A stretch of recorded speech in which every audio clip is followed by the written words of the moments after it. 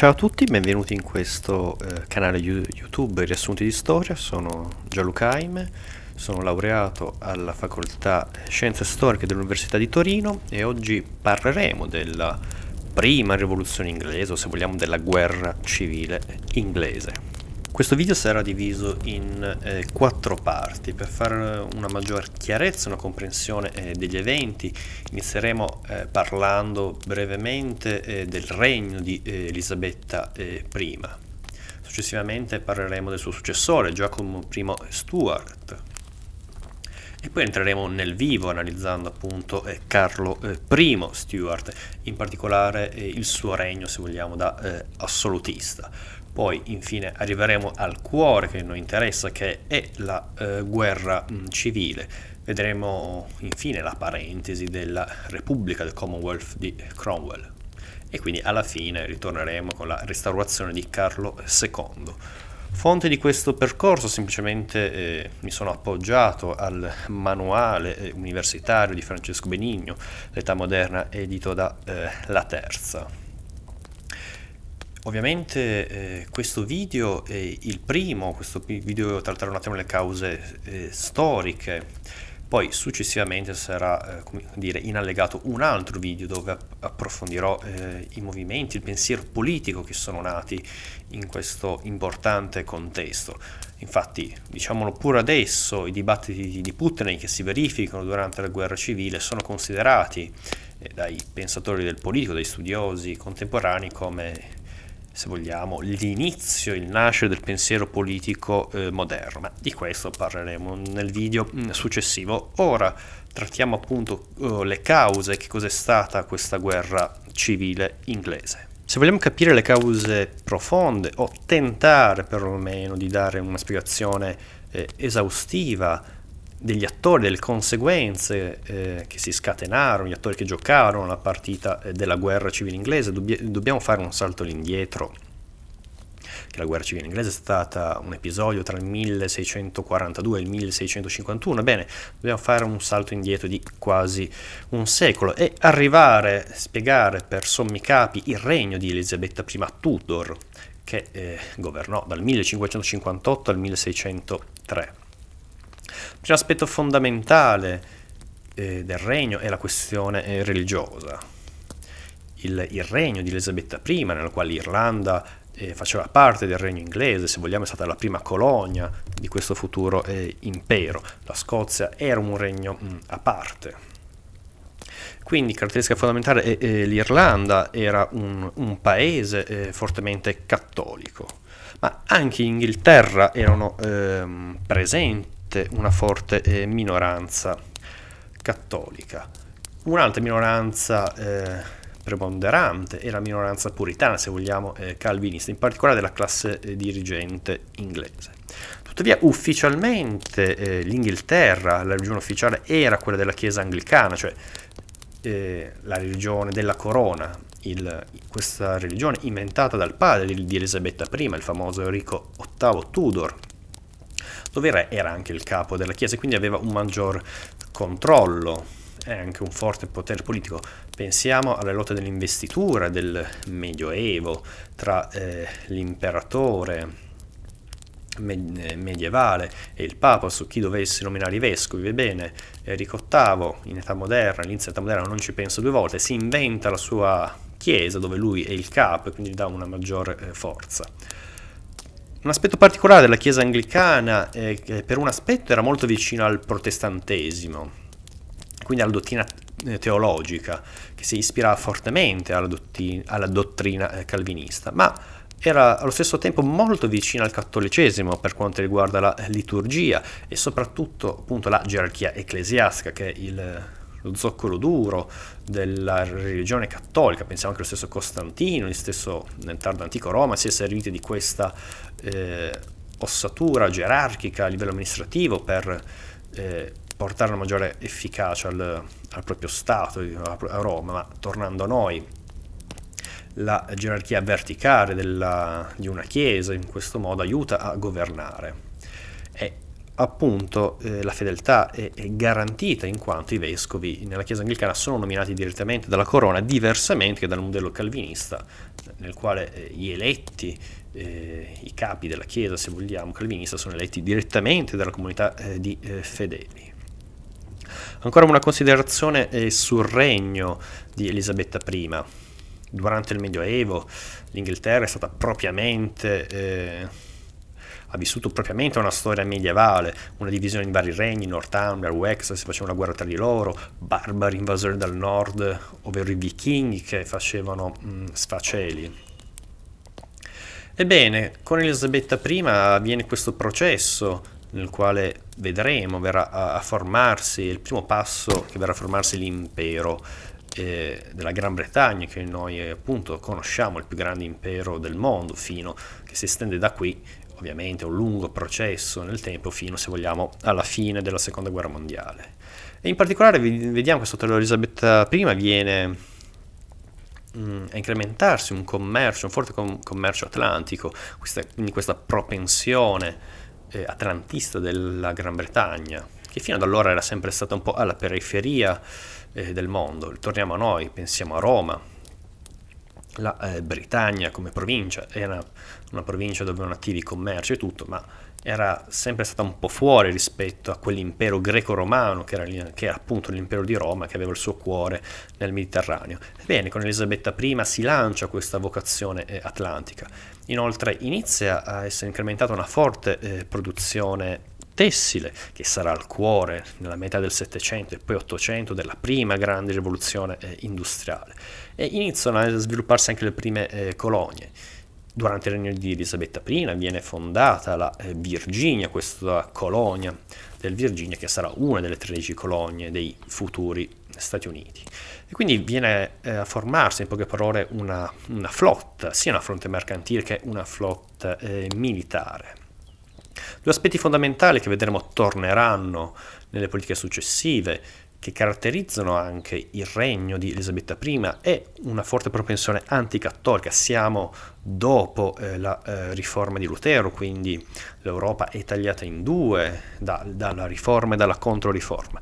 Vediamo che Elisabetta I, quando gli è possibile, in modo vistoso, in modo anche sottobanco, appoggia i Paesi Bassi nella guerra contro la Spagna di Federico II, che è il campione del cattolicesimo, della controriforma.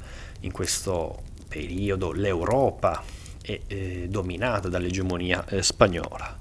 E quindi questo sentimento, questa politica meglio anticattolica, si combina ovviamente si lega a doppio filo con una politica anticattolica. Infatti non è un caso che nel 1588 l'Inghilterra di Elisabetta I sconfigge la Spagna di Federico II in una battaglia navale, le famose vicende dell'Invincibile Armada. Tutto ciò ovviamente era stato scatenato ufficialmente dalla decapitazione di Maria Stuart, che era regina di Scozia e ovviamente era cattolica, e più di una volta ha attentato alla vita di Elisabetta I, e nel 1587 la regina decide di porre fine decapitandola. Alla morte di Elisabetta I nel 1603 salirà al trono Giacomo Stuart, che governerà dal 1603 al 1625. Giacomo Stuart, figlio di Maria Stuart, diventerà re sia di Scozia che dell'Inghilterra, quindi unificando questi due regni, e sarà appunto Giacomo VI Stuart di Scozia e Giacomo I di Inghilterra. E quindi questi due regni sono unificati, ma sono due paesi estremamente diversi. La Scozia è un paese di forte fede calvinista, scarsamente popolato, però nel quale è presente una forte nobiltà aristocratica, dove principalmente l'economia si dedica all'allevamento. L'Inghilterra è lo stato che è in crescita, un paese di quasi 6 milioni di abitanti, dove è presente una forte agricoltura, un forte allevamento. Ma ovviamente dal regno di Elisabetta I si sono sviluppati in modo consistente l'artigianato e il commercio. Inoltre una caratteristica è il Parlamento inglese. e quindi diviso tra due camere, una camera dei lord, cioè dei aristocratici dell'alto clero anglicano, cioè della chiesa della corona, e invece la Camera dei Comuni, dove risiedono i ricchi mercanti, i ricchi artigiani delle città. Tutto questo è unito dalla Chiesa anglicana, che è fedele alla corona, che ancora una volta, lo ripetiamo, i vescovi sono nominati direttamente dal re. In questo contesto Giacomo I Stuart non interviene a gamba tesa sulle questioni religiose, forse anche il suo vissuto personale, ha perso la madre per questioni religiose. Ma i cattolici si fanno sempre sentire, e arriviamo al famoso 5 novembre del 1605, con la famosa congiura delle polveri, nella quale, a differenza appunto di un famoso film che ogni anno si vede, dal sapore molto complottista, un po' un sapore 1984 di Orwell. Bene, a differenza di questo film, vediamo che la congiura del polvere è stata una congiura cattolica, cioè il tentativo di far esplodere la Camera dei Lord e quindi assassinare sia i lord sia anche il re, perché appunto era ufficialmente di religione anglicana. Giacomo, pur essendo contrario, lo sappiamo dai suoi scritti, che all'epoca era un regno diviso con due religioni, era mal visto, quindi si tentò di unificare il paese con un'unica religione, ma tutto ciò appunto, come è palese con la congiura delle polveri, era veramente impossibile. Abbiamo l'Inghilterra anglicana, la Scozia calvinista e l'Irlanda fortemente cattolica. Un aspetto come vedremo tornerà in modo dirompente, anche molto curioso, se vogliamo è stato il casus belli di tutte le grandi rivoluzioni, almeno borghese, quella americana e quella francese, ed è la questione appunto delle tasse. Siamo nell'ancien regime, non siamo negli stati moderni, siamo appena usciti appunto dal Medioevo. E le tasse, non tutti pagavano le tasse perché non tutti avevano la possibilità, e nell'ancien regime le tasse, cioè del pubblico, se possiamo chiamarlo così, del re, venivano prese. Il re aveva le sue entrate, erano quelle dovute dalle rendite delle sue terre, quindi delle terre regie, dalle tariffe doganali e dai diritti di origine feudale. In particolare abbiamo parlato prima del Parlamento inglese, ma il Parlamento non è il Parlamento come lo intendiamo noi, il Parlamento è un'invenzione medievale, non siamo nell'Ecclesia ateniese o nel Senato romano. Il Parlamento medievale, che in Inghilterra lo chiamavano Parlamento, in Francia lo chiamano gli Stati Generali, quindi qui già vi immaginate come potrà andare a finire questa storia con gli Stati Generali e un re. Bene, il Parlamento e gli Stati Generali nell'Ancien regime venivano convocati in caso straordinario, per esempio in caso di guerra, e allora il re, data l'emergenza, chiedeva, facciamo notare la questione al Parlamento del caso di emergenza, e quindi il Parlamento, che era la rappresentanza della società divisa in tre ordini, il primo il clero, il secondo i nobili e il terzo, se vogliamo il terzo stato, per usarla con parole che saranno della francesi, che sanno di 1789. Ebbene, in caso di Inghilterra la Camera dei Lord e la Camera dei Comuni votava, dava il suo consenso per la creazione di nuove tasse. Quindi, se vogliamo, il Parlamento medievale ha più una funzione di garanzia e di controllo, ed è sentito come un diritto dei sudditi, che grazie a questo riescono, parliamo sempre di sudditi, non parliamo di cittadini, attenzione, quindi grazie a questo strumento i sudditi riescono tramite il loro consenso a orientare o meno la politica regia, quindi non siamo in una presenza dell'assolutismo, quando il re fa quello che vuole, ovvero può mettere tutte le tasse che vuole. In caso di emergenza, quindi in caso di nuove tasse, il re inglese, in questo caso Giacomo, convoca il Parlamento, spiega e chiede se può mettere nuove tasse. Questa è una consuetudine, la famosa common law del mondo inglese. E c'è appunto questa consuetudine di convocare il Parlamento quando è necessario. Perché si parla di tasse? Perché la politica di Giacomo è completamente diversa da quella austera e parsimoniosa di Elisabetta I. Non mette nuove tasse, quindi non convoca il Parlamento, ma si dedica a una politica estremamente spericolata, per trovare le risorse, quindi vende uffici, oneri e titoli, ma ovviamente queste sono solo pezze. La situazione può essere marginata in questo tipo, però la situazione, tutto quanto regge sotto Giacomo Stuart. Per quanto riguarda la politica, c'è una forte divergenza da quella di Elisabetta. Vediamo che l'Inghilterra, se prima era il cavallo, il primo a buttarsi nella mischia contro i cattolici, contro la Spagna, ebbene, sotto Giacomo I ha un temperamento molto più mite, quasi di mediazione e pacifica. Ricordiamo, il regno di Giacomo Stuart è dal 1603 al 1625, durante il suo regno e non solo, cioè tra il 1618 e il 1648 avviene quella grande tragedia che ha traumatizzato e spaccato in due l'Europa, che è la guerra dei 30 anni. E in questo, con il scoppio della guerra e anche in seguito, vedremo appunto che si personifica questo atteggiamento di mediazione, di pacificazione inglese. Per quanto riguarda l'aspetto religioso appunto dei due regni, l'Inghilterra e la Scozia, rimangono sempre i puritani, questo forte sentimento anticattolico, cioè i puritani sono i gruppi calvinisti che spingono per una maggiore, come la chiamano loro, purificazione della Chiesa anglicana, soprattutto di quei legami della liturgia cattolica. Ma oltre a questa situazione si radicalizza e vengono a formarsi gruppi di associazioni, di dissenso aperto, se vogliamo, i fondamentalisti del protestantesimo.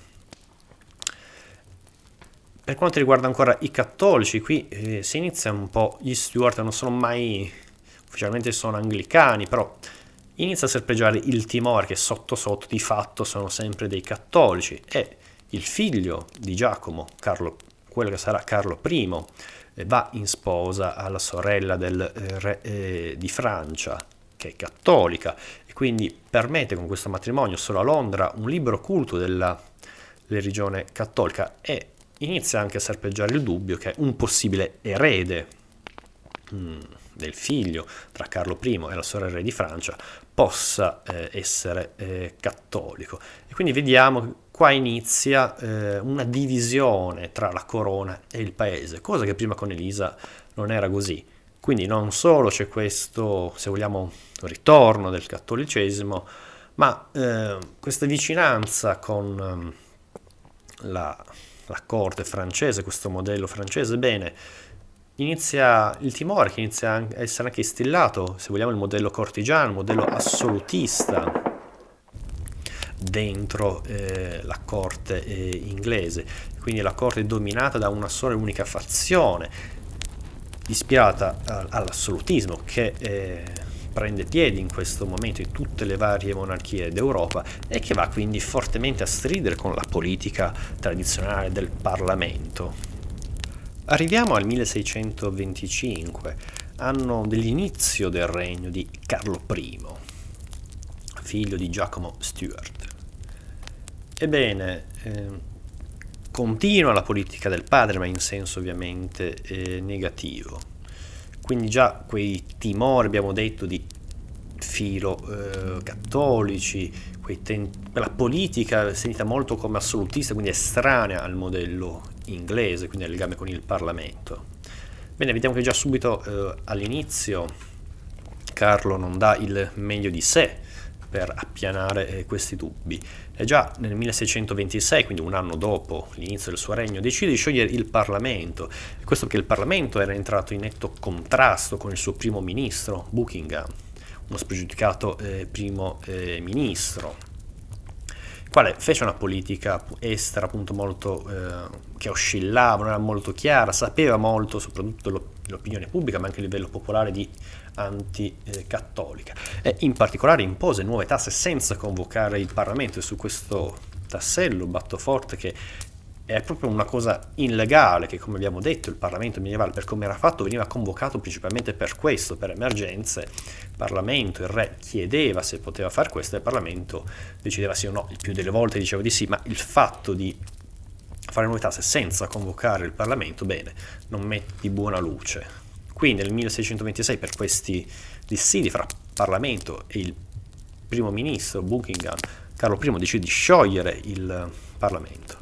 Ma arriviamo al 1628, quando appunto c'è questo bisogno di nuove tasse, quindi viene riconvocato, la Camera dei Comuni viene convocata, si chiedono nuove tasse, ma la Camera dei Comuni fa un passo in avanti e chiede comunque a Carlo I di proibire in futuro dei prestiti forzosi, di impedire che vengano emanate nuove tasse senza chiedere il permesso al Parlamento.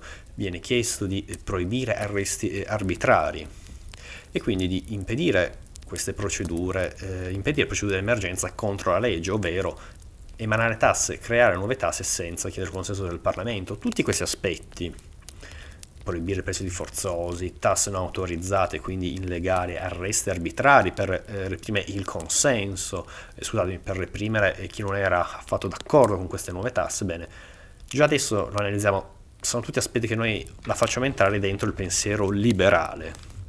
Come vediamo, siamo all'inizio, nei primi anni 30 del 1600, ebbene, Inghilterra già questo pensiero liberale inizia già a essere in modo estremamente preponderante. Tuttavia la situazione precipita, siamo sempre nel 1628 con l'improvviso assassinio del primo ministro Buckingham.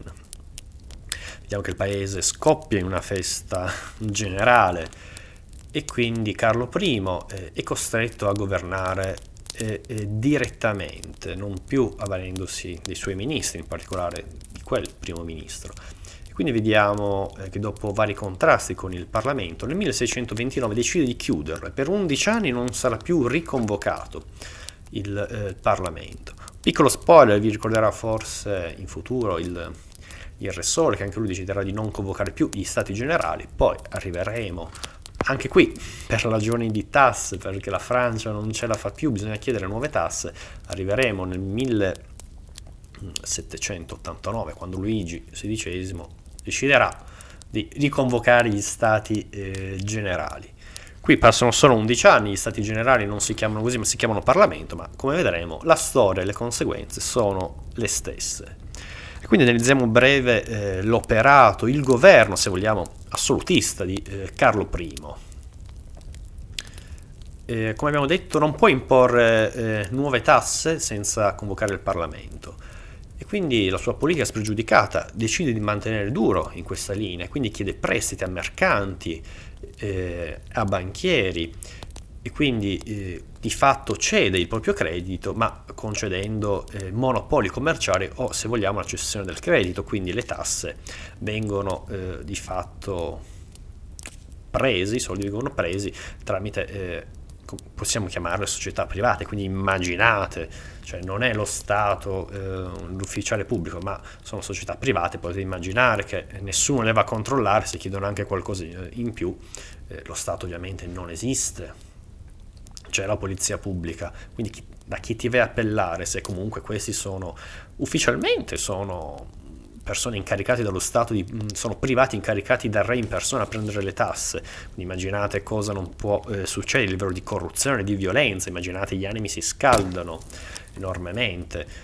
Immaginate oggi date a una società privata di recupero crediti il compito di recuperare le tasse, cosa non può venire fuori, e quindi questo è quello che accade. Quindi gli animi si innescano.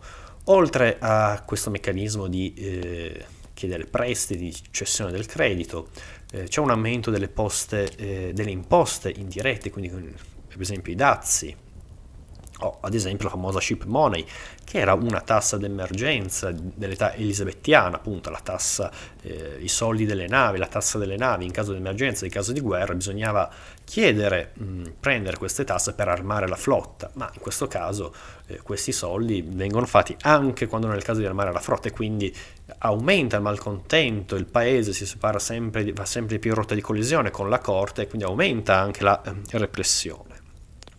Questo contesto sociale, economico, facciamo una parentesi sulla questione religiosa, e quindi la Chiesa anglicana in questo periodo vive un'egemonia di una corrente arminiana, una corrente che viene dall'Olanda, se vogliamo una corrente moderata del protestantesimo, che è a favore di una gerarchia episcopale dovuta al re. Quindi se vogliamo si pone fine a quel processo di evoluzione in senso protestante della liturgia che aveva contraddistinto il regno di Elisabetta I. E quindi questo tentativo di questa dottrina arminiana, di una unificazione del culto e della repressione di tutte quelle varie correnti che non si volevano unificare bene, fanno sì che esasperare ancora di più gli animi, già esasperati dalle tasse, ma anche dal punto di vista religioso. Quindi vengono ad accentuarsi, a formarsi sempre di più gruppi di radicali puritani, se vogliamo, sempre più di fondamentalisti protestanti. Ed in questo periodo del regno di Carlo I, che iniziano ad emigrare, quindi inizia a formarsi poi la colonia del New England in Inghilterra. Se pensate al Thanksgiving Day, il giorno di ringraziamento, il mito dei padri fondatori, della Mayflower, che scappano dalle persecuzioni religiose del vecchio continente, bene, sono appunto, se non erro, quaccheri, sì, inglesi, che scappano da Carlo I. Ma la politica filocattolica si fa ancora più sentire, siamo sempre durante la guerra dei 30 anni, in particolare un fattore scatenante, ma se vogliamo anche non del tutto risolutivo di questa guerra, è che nel 1630 una potenza che era sempre stata un po' esterna, la Svezia protestante, decide di entrare nella guerra a fianco dei principi tedeschi. Ma la cosa che fa così innervosire, fa aumentare i sospetti, è il mantenersi neutrale dell'Inghilterra. E quindi questa politica filo-spagnola, se voi sentite in questo modo, di neutralità, perché non andando contro la Spagna vuol dire che sei comunque tacitamente alleata, che va in rotta di collisione con quella che era stata la politica elisabettiana. Quindi viene ancora di più sentito l'arminianismo, ovvero quella corrente egemone della Chiesa anglicana, questo moderato protestantesimo, viene sempre più sentito come di fatto un'altra vulgata del cattolicesimo. E quindi questo sentimento, questa politica filo-spagnola, questo mancato appoggio dei Paesi Bassi è un ulteriore distacco dalla politica di Elisabetta I. Per quanto riguarda l'unificazione religiosa, l'Irlanda vengono sedate viene represso in modo estremamente violento le tendenze presbiteriane, che è un'altra corrente della religione protestante, quindi non tanto i cattolici vengono repressi, ma dei protestanti, in particolare dal conte Stafford, che segniamocelo, sarà importante nei casi successivi. Anche la Scozia entra in rotta di collisione con la corona per il tentativo da parte di Carlo I di fare adottare un testo unico di preghiere. Quello che emerge viene proprio uno scontro diretto fra Scozia e guerra, chiamata anche la guerra dei vescovi del 1639-1640, quando l'assemblea della Chiesa scozzese decide non solo di non accettare il libro comune di preghiere, ma di abolire direttamente i vescovi anglicani e di mettere su una propria lega armata. Inizia la guerra, Carlo I manda una spedizione militare, non convoca il Parlamento per formare il suo esercito, per pagare i soldati, ma addirittura chiede prestito, addirittura anche a cattolici, quindi già c'era tutto questo pensiero, questo qua è in realtà un cattolico, è filo spagnolo, chiede i soldi ai cattolici per fare una guerra in Scozia, cioè veramente fantastico, per quanto, se vogliamo, la storia sia assurda. Tornando a noi, la guerra dei vescovi si conclude con la sconfitta di Newburn, nella quale appunto la Scozia vince su Carlo I e quindi viene a crearsi un sinodo che struttura di fatto la Chiesa scozzese in una struttura presbiteriana e quindi si distacca enormemente dalla Chiesa anglicana, dalla Chiesa della corona inglese. E quindi in questo contesto, nella quale la Scozia ha vinto la guerra, chiede una forte indennità di guerra, in Inghilterra la corona è stata battuta. In questo caso, dopo 11 anni, Carlo I è costretto a convocare il Parlamento e così il 13 aprile 1640 riconvoca il Parlamento. Il 13 aprile 1640, se vogliamo, inizia il primo atto della guerra civile con la convocazione di quello che la storiografia inglese chiama lo Short Parliament, il Parlamento breve. Infatti alcuni deputati filoscozzesi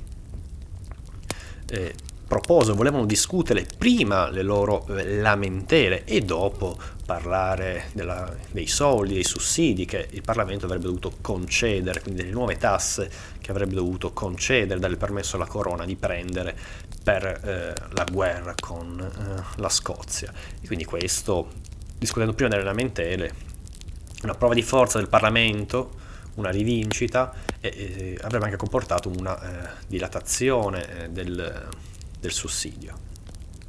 Carlo non ci pensa due volte, dopo neanche 3 settimane scioglie di nuovo il Parlamento, quindi questo perché si chiama Short Parliament, Parlamento breve.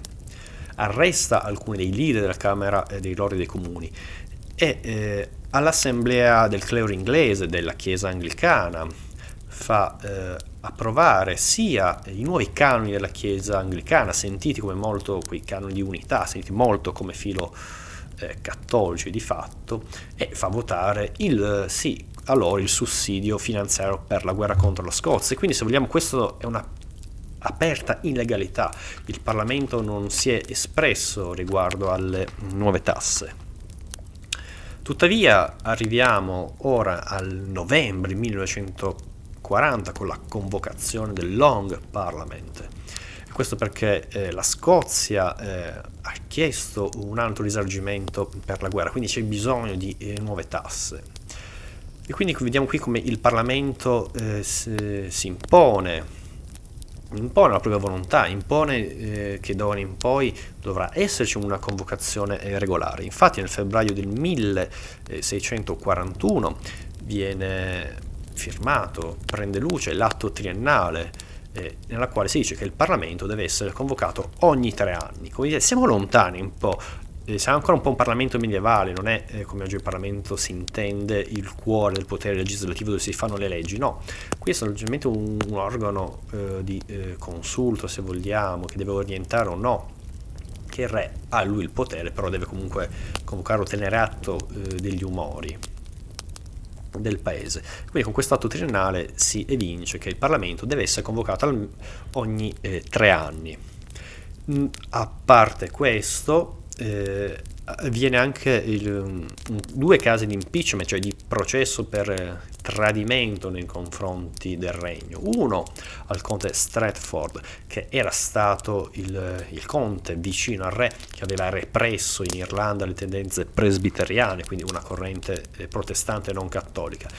Inoltre l'impeachment si rivolge anche all'arcivescovo di Canterbury, l'arcivescovo Laud, il simbolo della Chiesa anglicana, delle riforme di Carlo I, quindi sentita come un ritorno alla religione cattolica.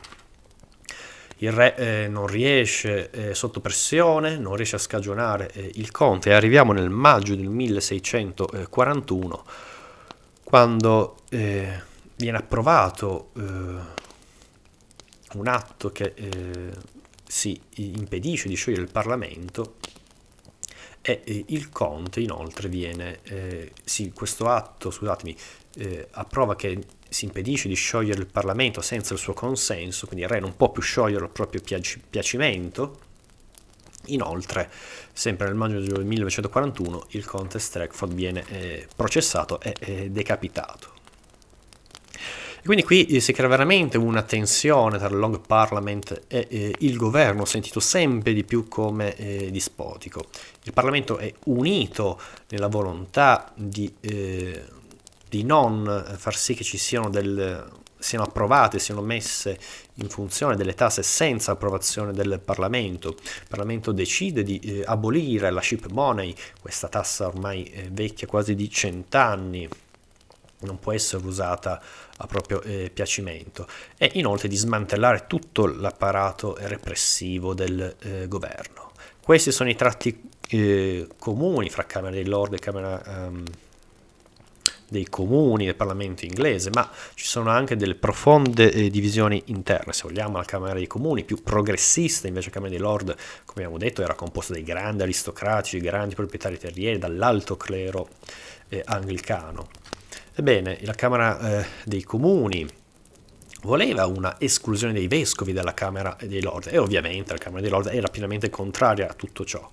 La Camera dei Comuni voleva abolire il sistema episcopale, e la Camera dei Lord ovviamente era contraria a tutto ciò. Inoltre la Camera dei Comuni propose che il Parlamento dovesse approvare la scelta dei ministri, e a questo si oppose ovviamente il re. Arriviamo ora alla guerra civile propriamente detta. Siamo nell'autunno del 1641 e scoppia una violenta rivolta, questa volta cattolica, in Irlanda.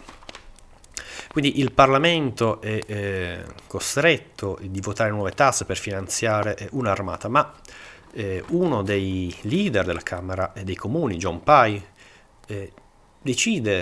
propone che il sussidio deve essere condizionato alla volontà del Parlamento e non alla volontà del re. Cioè una cosa, qui vediamo proprio il pensiero liberale come inizia a smarcarsi. Il Parlamento come non è più solo un organo che sente un po' gli umori e dice sì o no al proposto del re, ma diventa attivo, diventa anche la voce, se vogliamo, di un intero del popolo.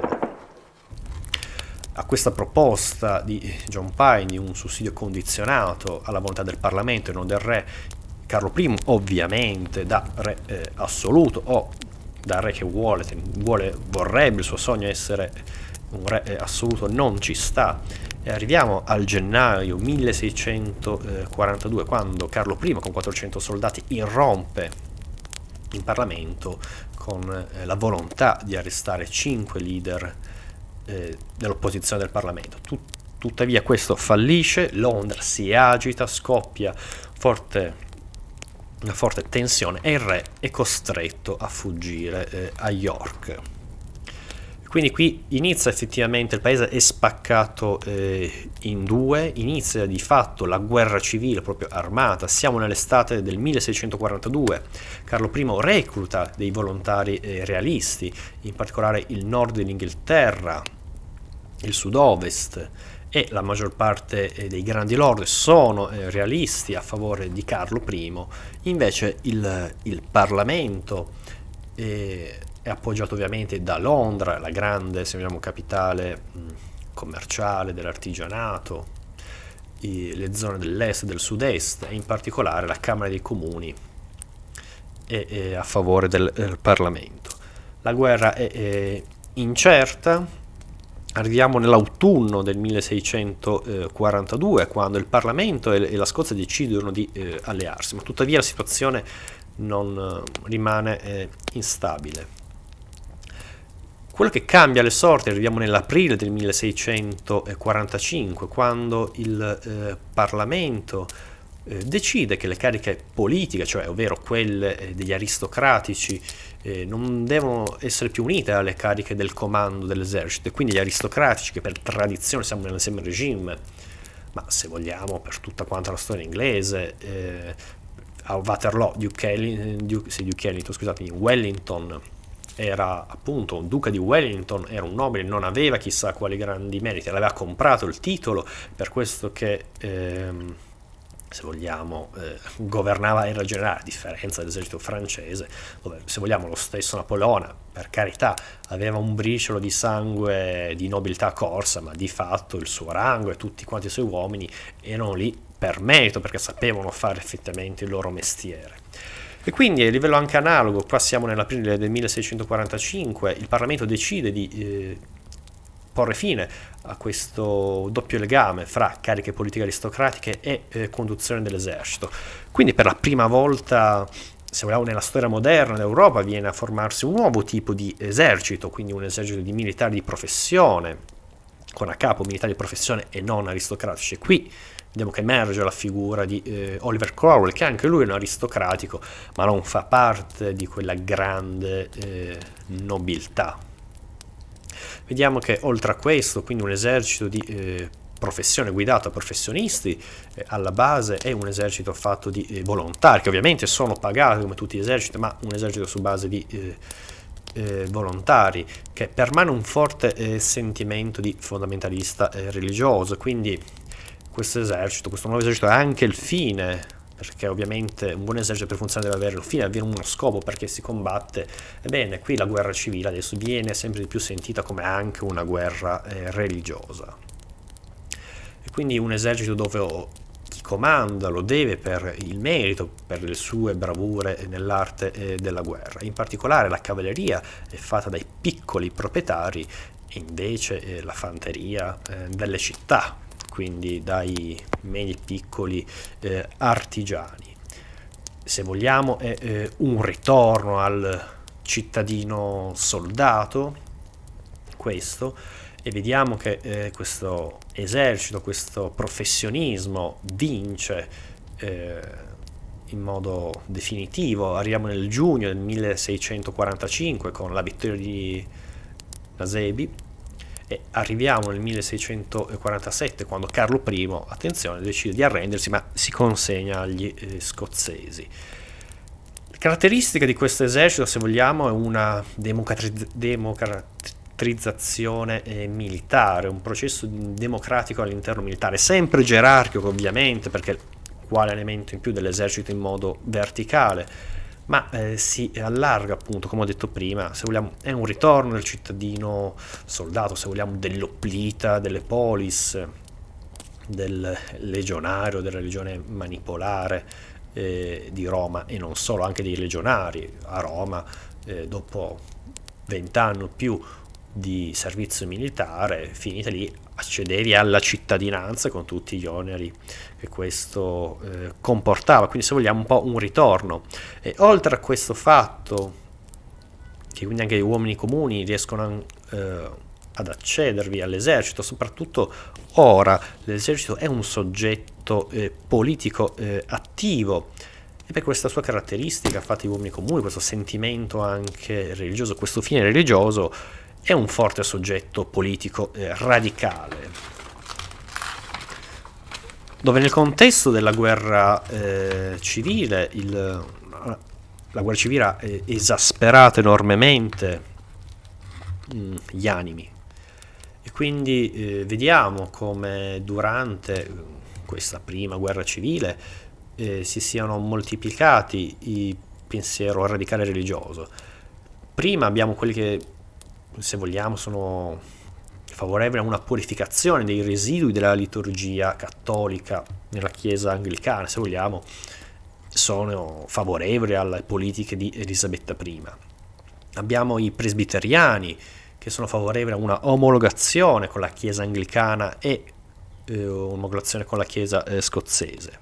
Abbiamo i congregazionisti, cioè vogliono libere assemblee dentro la Chiesa, quindi non più i vescovi nominati direttamente dal re.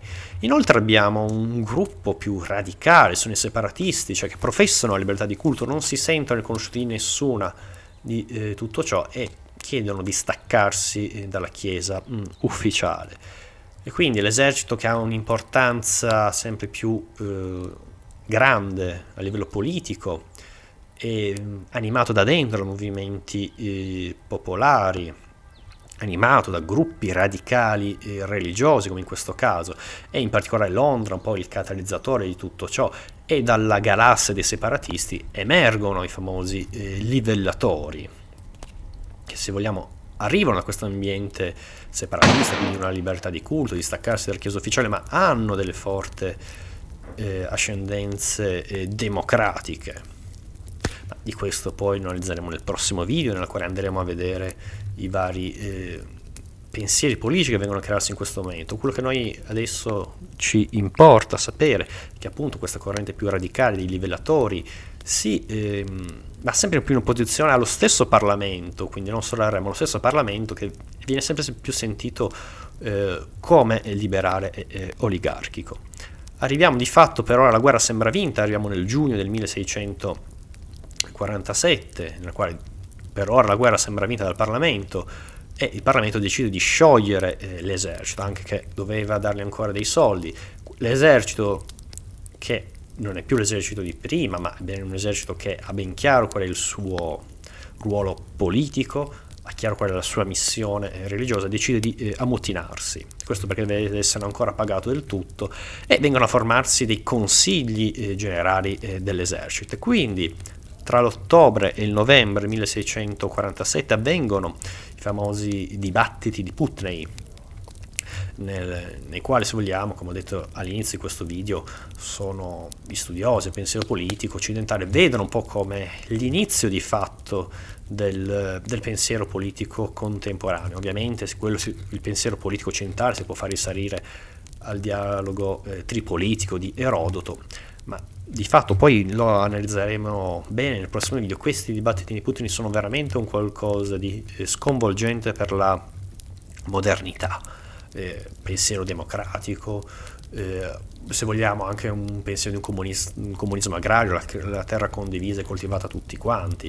Ebbene, vediamo anche soldati comuni, ufficiali di basso rango, che portano, ovviamente guidati, esponenti dei livellatori, portano queste istanze democratiche, e vediamo come i grandi ufficiali dell'esercito, Cromwell e altri, il suo entourage, tentano comunque di frenare queste spinte, di assecondarle.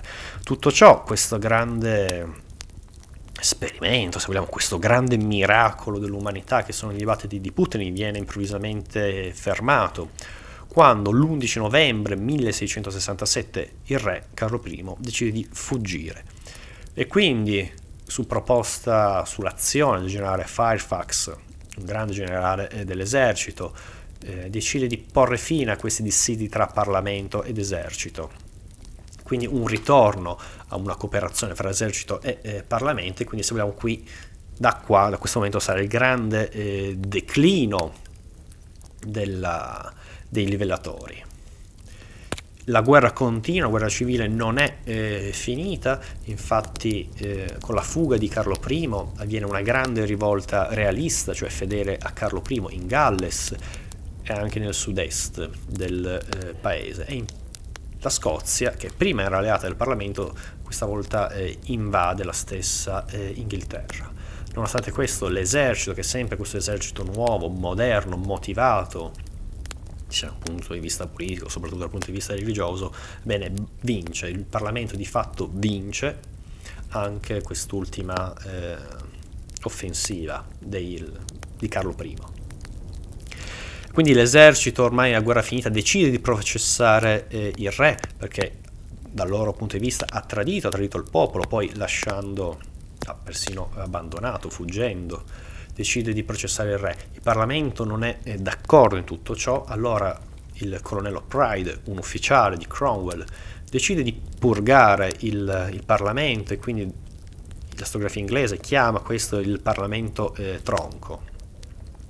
E quindi abbiamo il 30 gennaio 1649 il processo e la decapitazione di Carlo I, e quindi nell'Occidente moderno è la prima volta nella storia nella quale viene processato un re per tradimento, tradimento verso il suo popolo, quindi il suo stesso popolo lo mette sotto processo e lo decapita. Una storia appunto molto analoga in pieno a quello che poi avverrà con la rivoluzione francese. Successivamente al processo e alla decapitazione di Carlo I, il 13 maggio 1649 viene inaugurata, viene proclamata il Commonwealth, cioè il bene comune, la Respubblica, la Repubblica, guidata dal grande generale Cromwell. Politiche subito di questa nuova repubblica è una forte repressione cattolica in Irlanda fatta da Cromwell e dai suoi uomini della repubblica tra il 1649 e il 1652. Ancora oggi è molto risentita e Cromwell non è ben visto in Irlanda per questo. Allo stesso livello segue una forte repressione in Scozia nel 1650 e anche lì Cromwell non è ben visto. Nel 1653 Cromwell decide di sciogliere il Parlamento tronco perché è contrario alle sue visioni e quindi viene eletto un Parlamento chiamato Parlamento dei Santi. Il carattere bellico, come abbiamo visto, questa guerra civile, dove ci sono state le peggio cose, qui pensiamo a Hobbes che ha letto Tucidide, ha letto e ha descritto la guerra civile di Corcira. Tucidide descrive appunto la guerra del Peloponneso, dove il soggetto è effettivamente l'imbarbarimento della Grecia, descrivendo la guerra civile, la stasis di Corcira. Descrive Tucidide come opolemos biaios didaskalos, ovvero come la guerra, anzi il guerro, perché opolemos è guerra ma è maschile, come il guerro è maestro violento, proprio per indicare il barbarimento, come l'uomo quando si abitua alla violenza non riesce più a farne a meno, e tutto questo si vede nei suoi vari rapporti con la società crolla. Questo lo vediamo anche appunto in questa guerra, vediamo anche sia come causa di questa guerra civile, ma anche come di fatto la Repubblica di Cromwell sia se vogliamo, una repubblica militare. Lui è un grande generale, quindi si impegna a livello di politica estera, in particolare inizia nel 1652-1654 la prima guerra anglo-olandese, quindi l'impegno nei Paesi Bassi, quindi un ritorno, se vogliamo, alla politica filo protestante, anticattolica, antispagnola, che era già di Elisabetta I. In particolare, come abbiamo detto prima, nel 1653 Cromwell fa sciogliere il Parlamento, il Parlamento tronco, e viene formato il Parlamento dei Santi, e nel dicembre del 1653 viene Cromwell proclamato Lord Protettore, quindi questa carica massima, questo potere esecutivo nelle sue mani. In particolare, ancora a livello bellico, la Repubblica inglese guidata dal Lord Protettore Cromwell si decide di allearsi con la Francia, in questo caso anche se la Francia è una potenza cattolica, ma questo perché il nemico comune è la Spagna, il celebre nemico cattolico. E quindi in questo contesto di Repubblica il Parlamento ha il potere legislativo, invece Cromwell detiene nelle proprie mani il potere esecutivo e il potere dell'esercito. Ancora nel 1654 viene eletto un nuovo Parlamento, questo su basi censitarie, su forti basi censitarie, e le politiche appunto di questo Parlamento sono di limitare gli strapoteri del Lord Protettore. Ovviamente a Cromwell tutto ciò non va bene e decide di scioglierlo nuovamente. Arriviamo nel 1658, quando Cromwell morì di malattia. Prima di morire diede come suo successore, diede la carica di Lord Protettore a suo figlio Richard. Quindi qua si vede un po' come ovviamente Cromwell era un grande leader carismatico, e quindi questo pensiero che il potere carismatico possa essere ceduto solo tramite il sangue, un po' come se fosse la carica di Lord Protettore fosse una figura monarchica. Tuttavia Richard non aveva l'elevatura, se vogliamo, il genio politico e militare di suo padre. E quindi arriviamo nel 1660, quando l'esercito, guidato dal generale Monk, decide di reinsediare il lungo Parlamento che era stato sciolto nel 1649. E nello stesso anno, nel 1666, avviene quella politica chiamata di restaurazione, visto di fatto con Cromwell, con questo Lord Protettore, questa figura un po' ambigua, se vogliamo, una figura Cromwell quasi un giacobino prima dei tempi, una figura, se vogliamo, di un un dittatore, un tiranno greco se vogliamo, cioè colui che nelle proprie mani mantiene e usa la res publica, l'attacco in per i greci, la cosa pubblica la usa per uso come se fosse una cosa privata, che di fatto la res pubblica, cioè la cosa pubblica, è di tutti quanti. Bene, questa figura dittatore, tiranno, viene quasi dal sapore quasi monarchico, il tentativo di cedere la carica di protettore al figlio, bene, dal sapore monarchico. Gli inglesi nel 1660, con la convocazione, con il ritorno al lungo Parlamento, bene, decidono di richiamare al trono Carlo II Stuart, figlio di Carlo I, del Carlo decapitato.